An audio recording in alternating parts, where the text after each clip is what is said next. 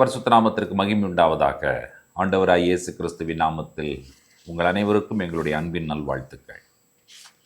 விசுவாசம் கட்டி எழுப்பப்பட்டு கொண்டு இருக்கிறது என்று சொல்லி நாங்கள் நம்புகிறோம். வேதத்தினுடைய மகத்துவங்களை நாம் படிக்க படிக்க நிச்சயமாக நம்முடைய விசுவாசம் பலப்படும் என்பதிலே எனக்கு அந்த சந்தேகமும் இல்லை. நீங்களும் அதே உறுதிப்பாட்டை எடுத்திருக்கிறீர்கள் என்று நான் நம்புகிறேன். கர்த்தருக்குள் மிகவும் பிரியமானவர்களே, நம் எல்லாருக்கும் அறிந்த ஒரு அற்புதமான நபர் வேதாகமத்திலே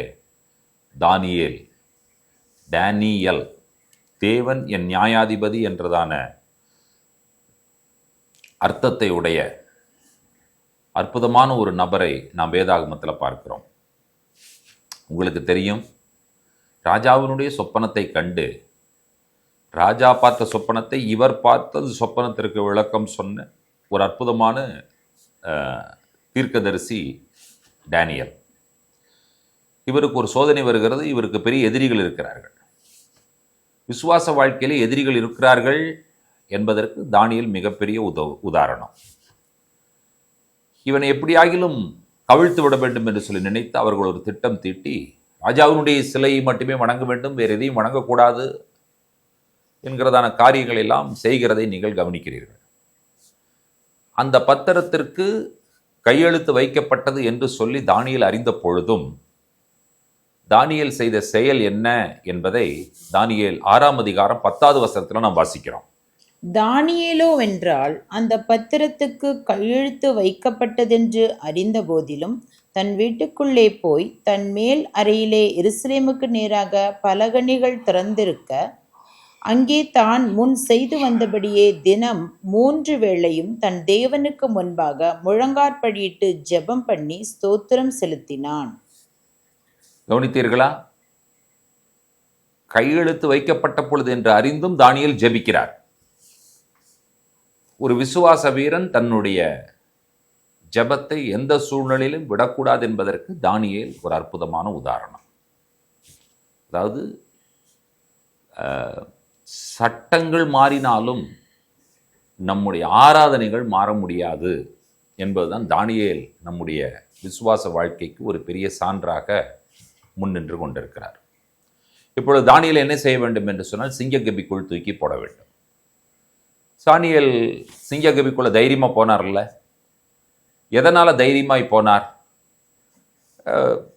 நீங்கள் ஒன்றை புரிந்து கொள்ள வேண்டும். ராஜா, அவன் சக்கரவர்த்தி. தானியேலுக்கு புரிந்த விஷயம் என்னவென்று சொன்னால், தன் விசுவாசம் வைத்திருக்கிற ஆண்டவர் யார், இந்த ராஜா யார், ரெண்டுக்கும் நம்ம வித்தியாசம் பார்க்கணும். இந்த ராஜா என்பவன் மனிதன். அவன் ஒரு ராஜா, அவனுக்கு அதிகாரம் இருக்கிறது. அந்த ராஜாவின் அதிகாரம் எல்லைகளுக்கு உட்பட்டது. ஒரு லிமிட்டுக்கு மேல ராஜானால் என்ன செய்ய முடியாது என்று சொன்னால் தன்னுடைய அதிகாரத்தை பிரயோஜனப்படுத்த முடியாது. தன்னுடைய அதிகாரம் செல்லுபடியாகாது, நடக்கவே நடக்காது. இயற்கையின் மேலே ஒரு ராஜா என்றால் அதிகாரம் எடுக்க முடியுமா? முடியாது. ஒரு அவனுடைய ராஜ்யத்திற்கு உட்பட்ட சில மக்கள் அவனுடைய அதிகாரத்திற்கு கட்டுப்படலாம், கீழ்ப்படியலாம், இல்லாட்டி தண்டனை கொடுக்கலாம். எல்லாவற்றையும் தன்னுடைய கட்டுப்பாட்டிற்குள் வைத்திருக்கிறவர் நம்முடைய ஆண்டவர். எல்லாவற்றையும் தன்னுடைய அதிகாரத்தின் கீழ் வைத்திருக்கிறவர் என்னுடைய ஆண்டவர் என்பது தானியேல் அறிந்திருந்தபடியினால்தான் அவர் கொஞ்சம் கூட இந்த கட்டளை, இந்த பத்திரம், கையெழுத்து இவைகளெல்லாம் யோசிக்கவே இல்லை. அவர் தன்னுடைய பாணியை, வழக்கத்தை மாற்றிக்கொள்ளாமல் ஜெபிக்கப் போகிறார். நம்முடைய விசுவாச வாழ்க்கை எப்படி இருக்கிறதா? அவருக்குள் இருந்த எண்ணம் என்ன தெரியுமா? ராஜாவே, உன்னுடைய அதிகாரம் இந்த மனிதர்கள் மேல் செலுத்தப்படுகிறது. இந்த மனிதர்களுக்கு என்ன சொல்ற? தானியேலை கட்டி சிங்கக்கபியில் தூக்கி போய் போடுங்கள் என்பதற்கு உனக்கு அதிகாரம் இருக்கிறது. என்னை சிங்கக்கபியில் போடலாம். ஆனால் ராஜாவை உன்னால் என்ன செய்ய முடியாது என்று சொன்னால், இந்த அந்த குகைக்குள் இருக்கிற, அந்த கபிக்குள் இருக்கிற சிங்கங்களை பார்த்து நீ பேச முடியாது.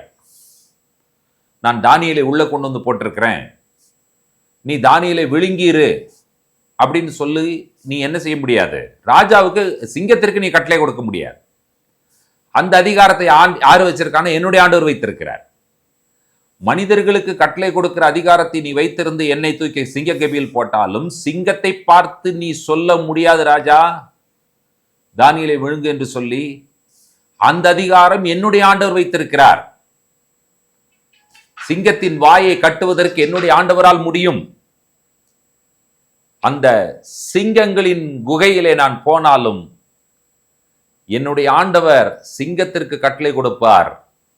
சிங்கத்தின் மேல் அதிகாரம் பெற்றவர் என்னுடைய ஆண்டவராய் இருக்கிறபடியினால் நான் பயப்படாமல் உள்ளே போகிறேன் என்று சொல்லி கர்த்தர் என்னை பாதுகாத்துக் கொள்வார் என்கிற ஒரு மேலான, எவ்வளோ பெரிய அசைக்க முடியாத நம்பிக்கை தானியேலுக்கு இருந்திருக்கும் என்று சொன்னால் அவர் தைரியமாய் உள்ளே போயிருப்பார் என்பதை பாருங்கள். தானியேலின் விசுவாசம் யாருக்கு இருக்கிறது இன்றைக்கு? கொஞ்சம் கஷ்டம்தான். அதை நாம் வளர்த்து கொள்ள வேண்டாமா? அதில் நாம் பெருக வேண்டாமா? அதில் நாம் வளர வேண்டாமா? விசுவாசத்தின் அடிச்சுவடுகளில் நடந்து கொண்டிருக்கிற அன்பான விசுவாச மக்களே, பிரியமான தேவனுடைய பிள்ளைகளே, நம்முடைய விசுவாச வாழ்க்கையில் எதிரிகள், போராட்டங்கள், பிரச்சனைகள். ஆனால் God is in control of everything. தேவன் எல்லாவற்றையும் தன்னுடைய கட்டுப்பாட்டிற்குள் வைத்திருக்கிறார் என்கிறதான விஷயங்களை நாம் புரிந்து அறிந்து நடப்போம் என்று சொன்னால், தானியேலின் தேவன் இன்றைக்கு நம்முடைய தேவனாயும் இருக்கிறார். தானியேலின் தேவன் இன்றைக்கும் ஜீவிக்கிறார். அந்த விசுவாசத்தை நீங்களும் நானும் பெற்றுக்கொள்ள கர்த்தர் நமக்கு உதவி செய்வாராக. ஜெபிப்போம். உன்னதங்களில் வாசமாகியிருக்கிற எங்கள் அன்பின் ஆண்டவரே, இந்த ஆசீர்வதிக்கப்பட்ட மனமகிழ்ச்சியின் காலை பொழுதிலே தானியேலை எங்கள் முன்பாக நீர் கொண்டு வந்து நிறுத்தினதற்காய் நாங்கள் நன்றி சொல்லுகிறோம். ராஜாவின் அதிகாரம் எல்லைகளுக்கு உட்பட்டது. நாங்கள் ஆராதிக்கிற எங்கள் தேவாதி தேவனுடைய அதிகாரம் எல்லைகளுக்கு அப்பாற்பட்டது. நீர் முழு உலகத்தையும், அண்ட சராசரங்களையும், வானத்தையும், பூமியும், இயற்கையும், மிருகங்களையும், ஆண்டவரே தாவரங்களையும், மரம் செடி கொடிகளையும், மலைகளையும், பள்ளங்களையும், மேடுகளையும், ஆறுகளையும், கடல்களையும் உம்முடைய அதிகாரத்திற்குள் நீர் வைத்திருக்கிறீர். ஆண்டவரே, உம்முடைய அதிகாரத்திற்கு கட்டுப்பட்டதுதான் இந்த உலகத்தில் எல்லாமே. மேலான அதிகாரம் பெற்றவராகிய உம்மிடத்திலே எங்களுடைய விசுவாசம் இருக்கிறது என்பதை அறிக்கை செய்கிறோம். உண்மையிலே விசுவாசம் வைத்தவர்களாய் இந்த வாழ்க்கையில, இந்த பிரயாணத்துல நாங்கள் தொடர்ந்து முன்னேறுகிறோம். தேவனுடைய ஆவியானவர் எங்களோடு புரிந்து நடத்துவீராக. ஜெபத்தில் எங்களோடு இணைந்து பயணிக்கிற ஒவ்வொருவரும் மேலும் உம்முடைய ஆசீர்வாதம் இருக்கட்டும், உம்முடைய விசுவாசம் தங்கி இருக்கட்டும் என்று சொல்லி ஒப்புக் கொடுத்து ஜெபிக்கிறோம். துதி கன மகிமுமக்கே ஏறெடுக்கிறோம். இயேசு கிறிஸ்துவின் வல்லமையான நாமத்தில் வேண்டிக் கொள்கிறோம் பிதாவே, ஆமேன். நம்முடைய கர்த்தராகிய இயேசு கிறிஸ்துவின் கிருபையும், பிதாவாகிய தேவனுடைய அன்பும், பரிசுத்த தேவாவியானவருடைய அன்யோன்ய ஐக்கியமும் சிநேகமும் நம்மளோடும் கூட கர்த்தருடைய வருகை பெரியதும் நீடித்து நிலைத்திருப்பதாக. ஆமேன், ஆமேன். கர்த்தர் தாமே நம்ம ஒருவரையும் நிறைவாய் ஆசீர்வதிப்பாராக. ஷலோம்.